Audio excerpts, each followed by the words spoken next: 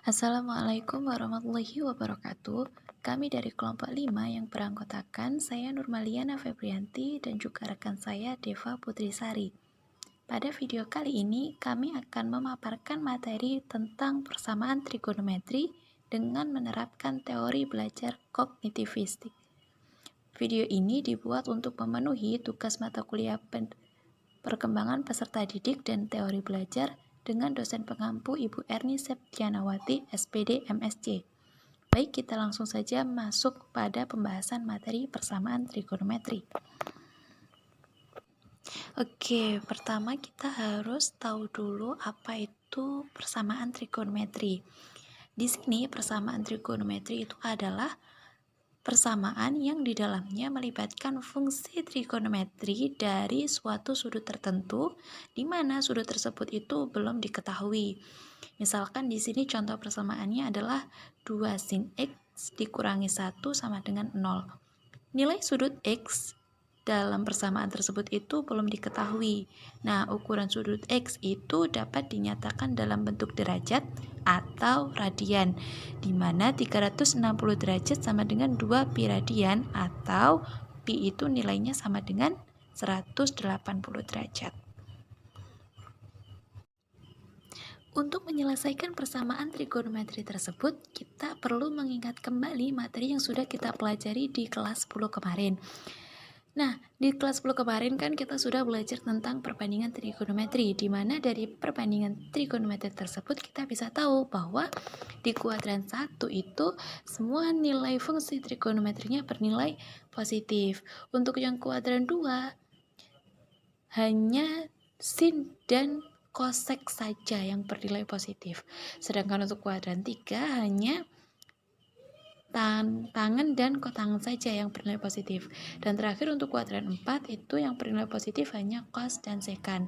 Nah, dari gambar tersebut kita bisa menarik kesimpulan atau rangkuman seperti yang berada di tabel ini. Nah, bermodalkan dari materi yang sudah kita pelajari di kelas 10 kemarin, kita bisa menyelesaikan persamaan trigonometri dengan himpunan penyelesaian sebagai berikut. Nah, di sini sudah ada 3 kotak. Ada kotak yang berwarna abu-abu itu untuk sin, yang berwarna kuning untuk cos, dan berwarna hijau untuk tan. Kita pelajari dulu dari yang pertama, kotak berwarna abu-abu, yaitu tentang sin. Untuk menyelesaikan persamaan trigonometri sin, jika terdapat sin X sama dengan sin alfa, maka kita bisa mencari nilai X-nya, yaitu dengan X sama dengan alfa ditambah K dikali 360.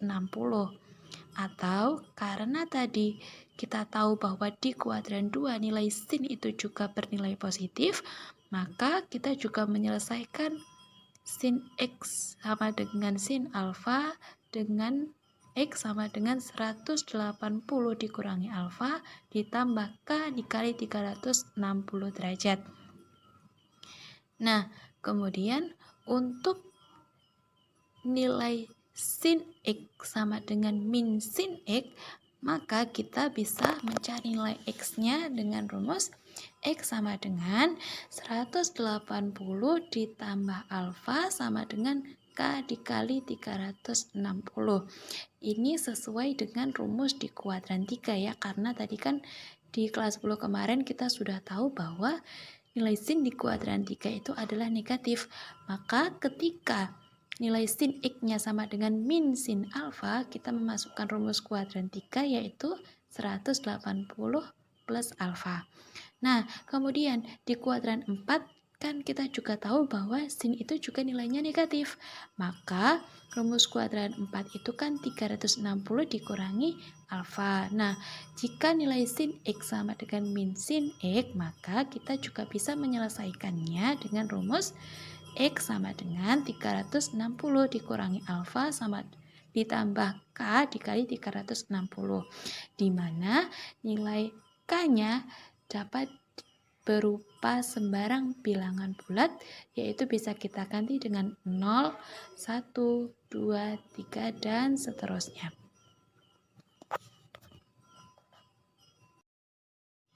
Selanjutnya kita perhatikan di kotak yang berwarna kuning ya. Di kotak warna kuning ini kita mempelajari himpunan penyelesaian trigonometri untuk fungsi sin. Nah, jika terdapat cos X sama dengan cos alfa, maka kita dapat menyelesaikan dengan X sama dengan plus minus alfa ditambah K dikalikan 360 derajat. Kemudian, jika nilai cos X sama dengan min cos alfa, maka kita dapat menyelesaikannya dengan X sama dengan 180 plus min alfa ditambah K dikali 360.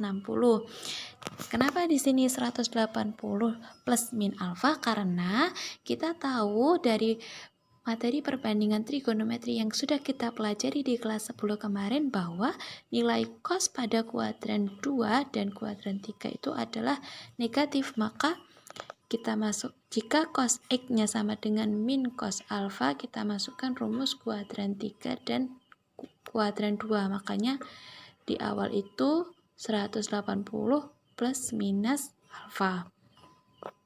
Kemudian kita beralih pada kotak yang berwarna hijau, yaitu tentang himpunan penyelesaian trigonometri fungsi tan. Jika tan X sama dengan tan alfa, maka kita dapat menyelesaikannya dengan X sama dengan alfa ditambah K dikalikan 180 derajat. Kemudian jika tan X sama dengan min tan alfa, maka nilai X-nya bisa kita cari dengan min alfa ditambah K dikalikan 180 derajat. Ingat bahwa di tangan itu sudutnya kita menggunakan 180 derajat. Berbeda halnya dengan sin dan cos tadi yang kita gunakan sudutnya 360 derajat. Sekarang kita lihat contoh soal 1. Tentukan penyelesaian dari persamaan sinus X sama dengan setengah dalam interval X lebih dari 0 dan kurang dari 2pi. Sebelumnya, apakah kalian tahu apa yang dimaksud dengan interval? Interval itu adalah domain X. Jadi nilai X-nya yang kita cari nanti harus berada di dalam selang tersebut, yaitu di antara 0 hingga 360 derajat atau 2pi. Karena interval pada soal tersebut menggunakan 2pi, maka nanti kita mengerjakannya juga dalam bentuk radian supaya lebih mudah. Baiklah, kita mulai dari yang paling kiri pada kotak putih. Terdapat sin X sama dengan setengah. Nah, setengah itu merupakan nilai sin dari sin berapa? Ternyata sin 30 itu nilainya setengah. Jadi, kita dapat menuliskan di situ sin X sama dengan sin pi per 6. Pi per 6 itu adalah 30 derajat. Karena pi itu nilainya 180 derajat. Jadi 180 derajat dibagi 6 sama dengan 30 derajat. Jadi bentuk yang kita punya adalah sin X sama dengan sin pi per 6. Perlu kita ingat kembali pada bentuk sin tadi yang ada di pojok kanan atas. Sin X sama dengan sin alfa. Maka kita dapat menuliskan X sama dengan alfa ditambah K dikalikan dengan 360 derajat atau 2pi. Karena kita pakai pi, jadi 360-nya kita ganti menjadi 2pi. Kita lihat di sebelah kiri pada kotak berwarna hijau, sehingga kita memperoleh bentuk pertama yaitu X sama dengan pi per 6 ditambah K dikalikan dengan 2pi. Atau pada bentuk kedua yaitu X sama dengan pi dikurangi pi per 6 ditambah K dikalikan 2pi. Pi dikurangi pi per 6 kenapa? Karena tadi bentuk keduanya adalah X sama dengan 180 dikurangi alfa ditambah K dikalikan dengan 2pi. Selanjutnya, pi per pi per 6 itu nilainya berapa? Nilainya adalah 5 per 6 pi. Sehingga X-nya yang ada di kotak warna biru itu adalah 5 per 6 pi ditambah K dikalikan dengan 2 pi. Jadi kita sudah punya dua bentuk, yaitu yang ada di kotak berwarna hijau dan di kotak warna biru. Selanjutnya kita move untuk melanjutkan yang berada di bagian tengah. Langsung saja untuk K sama dengan 0. Kita masukkan satu persatu. Saya misalkan K sama dengan 0. Selanjutnya X1 sama dengan pi per 6 ditambah 0 dikalikan dengan 2 pi. Pi per 6 tetap 0 dikalikan 2 pi hasilnya 0. Jadi dapat kita peroleh hasilnya yaitu pi per 6. Atau selanjutnya, sebelumnya kita cek terlebih dahulu. Apakah pi per 6 berada di interval 0 sampai dengan 2 pi? Jawabannya adalah iya. Ada di dalam interval 0 sampai dengan 2 pi. Untuk selanjutnya, baru kita menuju bentuk yang kedua, yaitu yang ada di kotak warna biru. Ada X2 sama dengan 5 pi per 6 ditambah 0 dikalikan 2 pi. 5 pi per 6 tetap 0 dikalikan 2 pi hasilnya 0, sehingga dapat diperoleh 5 pi per 6. Apakah 5 pi per 6 berada di interval 0 hingga 2 pi? Jawabannya adalah iya. Sehingga himpunan penyelesaian yang didapatkan adalah pi per 6 dan 5 pi per 6. Oke, selanjutnya kita beralih ke contoh soal 2, yaitu tentukan penyelesaian dari persamaan 2 cos X sama dengan akar 2 dalam interval X lebih dari 0 dan X kurang dari 360. Bentuk cos itu berbeda ya dengan bentuk sin. Untuk bentuk dasarnya saya meletakkan di pojok kanan atas yang ada di dalam kotak kuning, hijau, dan biru. Jadi di dalam soal disebutkan bahwa intervalnya 0 sampai dengan 360 derajat. Karena di situ intervalnya menggunakan derajat, kita mengerjakannya juga menggunakan derajat agar lebih mudah.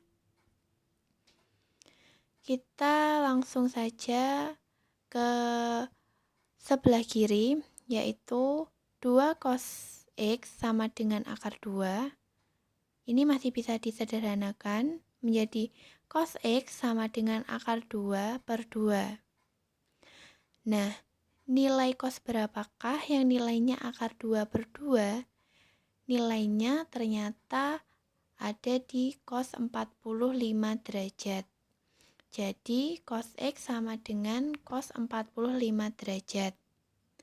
Sehingga kita mendapatkan bentuk yang pertama, yaitu X sama dengan 45 ditambah K dikalikan dengan 360 derajat. Atau pada bentuk yang kedua, yaitu minus 45 ditambah K dikalikan dengan 360. Jadi kita punya dua bentuk tersebut. Tetapi ada yang membedakan bentuk pertama dengan bentuk kedua, yaitu pada bentuk pertama alfanya atau sudutnya itu 45 derajat. Itu bernilai positif. Dan pada bentuk kedua itu minus 45 derajat, yaitu bernilai negatif. Selanjutnya kita move, kita berganti ke sebelah kanan. Di situ terdapat tabel, ada tabel K dan ada X bentuk pertama yaitu X sama dengan 45 ditambah K dikalikan 360, dan X bentuk kedua yaitu minus 45 ditambah K dikalikan dengan 360. Untuk K-nya nanti kita coba ganti menggunakan dengan K sama dengan 0, K sama dengan 1, dan K sama dengan 2. Untuk K sama dengan 0, kita masukkan persamaan bentuk pertama, yaitu X sama dengan 45 ditambah K dikalikan dengan 360, yaitu 45 ditambah 0 dikalikan 360, 45-nya tetap, 0 kali 360 hasilnya 0, jadi jumlahnya hasil dari penjumlahan tersebut adalah 45. Sedangkan dalam bentuk kedua, di X sama dengan minus 45 ditambah K dikalikan dengan 360, kita masukkan minus 45 ditambah dengan 0 dikalikan dengan 360, minus 45-nya tetap, 0 dikalikan dengan 360 hasilnya 0, jadi menghasilkan minus 45. Untuk bentuk yang pertama, untuk K sama dengan 0, apakah 45 ini berada di dalam interval 0 sampai 360? Jawabannya iya, berarti 45 ini memenuhi. Lalu selanjutnya kita cek ke bentuk yang kedua. Apakah nilai X minus 45 ini berada di dalam interval 0 sampai dengan 360? Jawabannya tidak, karena minus 45 tidak berada pada interval 0 sampai dengan 360. Jadi tidak memenuhi. Untuk minus 45 tidak memenuhi. Selanjutnya K sama dengan 1, kita masukkan ke dalam bentuk pertama, yaitu 45 ditambah 1 dikalikan dengan 360. 45-nya tetap, ditambah dengan 1 kali 360 hasilnya 360. Jadi 45 ditambah 360 hasilnya 405. Untuk selanjutnya kita masukkan ke bentuk kedua, yaitu minus 45 ditambah 1 dikalikan dengan 360. Minus 45-nya tetap, dan 1 kali 360-nya adalah 360. Jadi minus 45 ditambah dengan 360 hasilnya 315. Sekarang kita cek. Pada bentuk pertama, K sama dengan 1, apakah 405 ini di dalam interval 0 hingga 360? Tidak, karena nilainya 405 ini melebihi dari 360. Jadi pada bentuk yang pertama ini tidak memenuhi. Kita cek pada bentuk yang kedua, yaitu 315.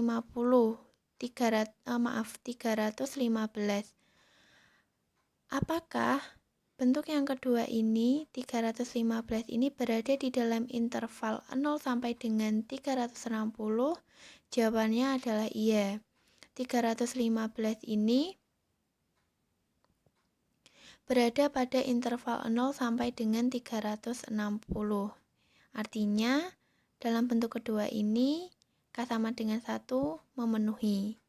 Selanjutnya, kita lakukan hal yang sama pada K sama dengan 2 pada bentuk pertama. X sama dengan 45 ditambah 2 dikalikan dengan 360. Sama dengan 45-nya tetap, dan 2 dikali 360 hasilnya 720. 720 ditambah 45 hasilnya 765.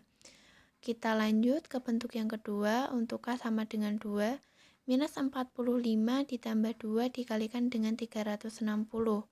minus 45-nya tetap, ditambah dengan 2 dikalikan dengan 360 hasilnya 720. Jadi 720 ditambah dengan negatif 45 hasilnya 675. Kita cek pada bentuk yang pertama pada K sama dengan 2. Apakah 765 ini berada di dalam interval 0 sampai 360 derajat? Jawabannya tidak. 765 tidak berada di interval 0 sampai 360 derajat karena nilainya melebihi 360 derajat. Begitupun pada bentuk yang kedua, 675. Ini melebihi dari interval 360 derajat. Jadi pada K sama dengan 2 dalam bentuk pertama maupun bentuk kedua hasilnya tidak memenuhi. Sehingga kita mendapatkan himpunan penyelesaian yang memenuhi persamaan tadi ada 2, yaitu 45 dan 315. Baiklah, demikian pemaparan materi persamaan trigonometri kelas 11 dengan menggunakan teori belajar kognitivis yang disampaikan oleh kelompok kami. Terima kasih. Wassalamualaikum warahmatullahi wabarakatuh.